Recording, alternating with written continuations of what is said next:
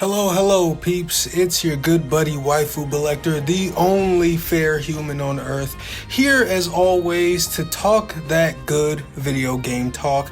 And today we've got a bit of a curious case, a speculative story regarding the future of Warner Bros. Discovery within the games industry. So we're gonna have a nice, fun, speculation driven theory crafting video, all kicked off by some rumors floating around. As always, please remember to like the video if you end up enjoying and consider subscribing as well. Thanks in advance. Now let's get to it. Warner Brothers, now Warner Discovery after their merger, it seems they won out. They want out of this game-making business, or at least that's what the rumor is.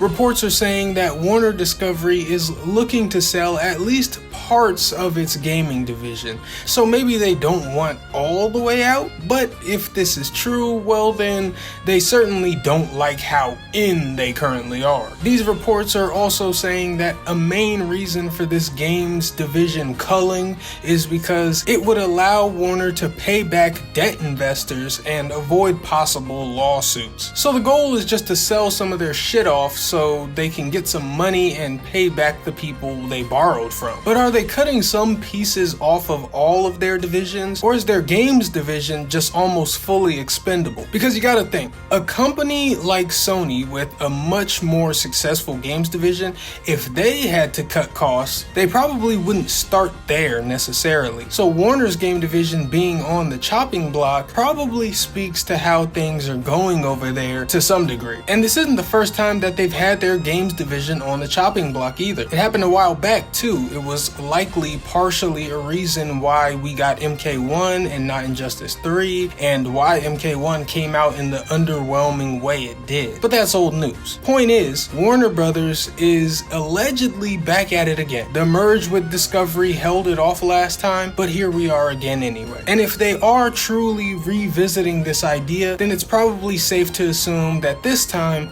someone's gonna get sold off. Let's start with the big studio, NetherRealm. We know NetherRealm. They're responsible for the still huge, still iconic Mortal Kombat series. And the first time that Warner was looking to sell things off, there were rumors that Microsoft was interested in buying NetherRealm. And they still might be this time, but some things have changed. Microsoft's $68 billion acquisition of Blizzard actually went all the way through. The Xbox brand is also struggling to find its footing at the moment, and I'm not sure Microsoft wants to just keep throwing money at the problem. I mean, you bought Call of Duty. If they can't save you, then what can? Probably not NetherRealm in their least well-received state in over a decade. However, on the other end, I do think Sony and PlayStation could be a good fit for NetherRealm. Now, if Warner actually sold NetherRealm, they'd probably actually sell NetherRealm, those designers and that talent, not Mortal Kombat itself. But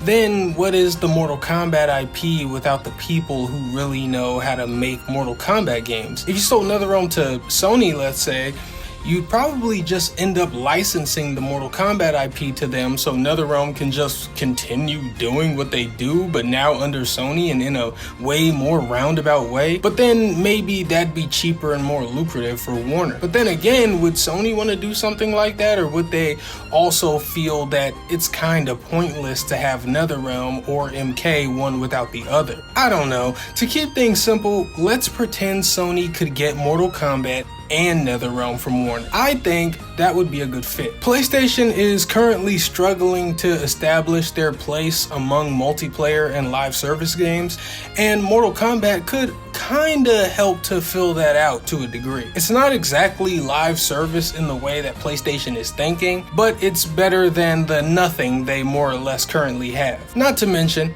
MK as a brand is just a great get. And despite being a fighting game and MK1 not being their best effort, I think MK's typical quality bar and aesthetics fit well with what PlayStation does. And let us not forget that a few years ago, Sony just flat out bought EVO, the biggest fighting game tournament out there. So yeah, call me crazy, but I think it all fits pretty well. The only thing I'd hope is that PlayStation wouldn't make it console exclusive. That would be terrible. It would only hurt the games, it would only hurt the brand, and I think it would just be a bad move. But I also think that upon the examination of the situation, Sony and PlayStation would recognize that. Or maybe I'm giving them too much credit. Anyway though, I think the selling of NetherRealm would especially say something about Warner, and that would be that, oh, they really won out.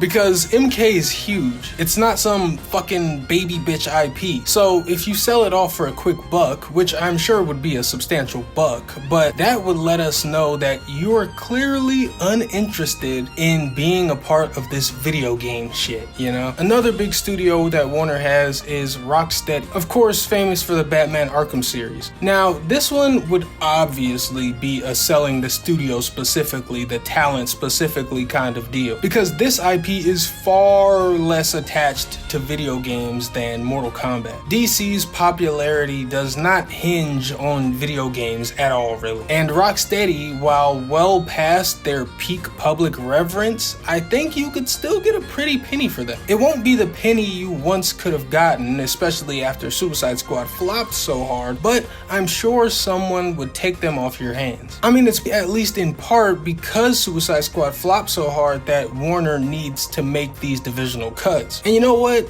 I honestly think Rocksteady would be a solid get for whoever wanted them. Despite Suicide Squad's commercial failure, I maintain that it wasn't a bad game at all. It was kind of just guilty of not being Batman. I mean, I could go into it deep, but this isn't the video for that. I think Rocksteady and that team is talented, and even without the DC licenses, honestly, especially without the license, especially without the expectation that became attached to that license for them, I think they'll produce something great for someone. And I do think that they are a likely candidate to get sold off, assuming these Warner Bros. Rumors are true. Because the failure of Suicide Squad reportedly ended up costing Warner $200 million and devalued Rocksteady in the process. So yeah, wherever they go, I really do suspect that they'll do some good work, and whoever gets them will probably get them for a steal of a deal. Those are really the two big exciting studios I wanted to talk about. There is Avalanche Studios, who did Hogwarts Legacy, but seeing as how that game sold and continues to sell like crazy, I'm sure they'll keep them around. And then there's also the contradictory event from a few weeks ago when Warner officially acquired Player First Games, who makes Multiverses. So that's probably a clear indicator that Warner isn't 100% out on gaming, but they may have a clearer vision of being a far less ambitious contributor, at least for the time being. Once again, these are rumors, so we'll have to keep our eyes on things and see how the truth develops. But